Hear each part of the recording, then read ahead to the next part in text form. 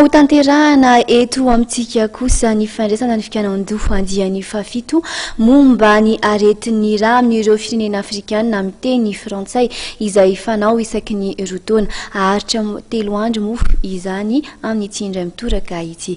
Rotsirakotiny iray ny nanao fanadihadiana amin'ny sariny Stefana Razafy Manjemby. Eto Madagasikara no andraisana ny fikaonan-doha izay tanterahan'ireo manam-pahaizana momban-dra ny amin'ny taona ity. Izany dia natomboka androany ary tsy mifarana raha tsy ny zoma ho avy izao. Isaky ny roa taona moa no mifandimby ny firenena Afrikana amin'ny teny frantsay mivondrona ao anatin'ny fikambanana safema manatanteraka ny fikaonan-doha lehibe tahaka izao ijerevana manokana ny momba ny aretin'ny ra sy ny zava-misy ao amin'ireo firenena Afrikana amin'ny teny frantsay ireo.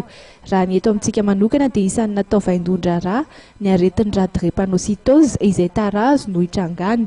Roa hevitra anakefatra ao anatin'izay roa hevitra lehibe izay dia mikasika ny aretin'ny hémoglobine zany indrindra zany ny drépanocytose dia mikasika ny homamiadan'ny ra na hémopathie maligne dia mikasika ny tsy fijanonan'ny ra zany tsy fahampian'ny singa anankiray izay tsy mampivanganan'ny ra ary ny farany dia ny famindrana ra. Ireo zany rehefa lehibe ireo zany no dinihana mandritra izao fikaonan-doha lehibe eto Afrika francophone izao. Raha ho an'ny Madagasikara manokana dia azo lazaina fa betsaka ihany ireo voan'ny aretin'ny ra, ohatra amin'izany ny drépanocytose izay mahazo ny 10 isanjaton'ny malagasy ankehitriny.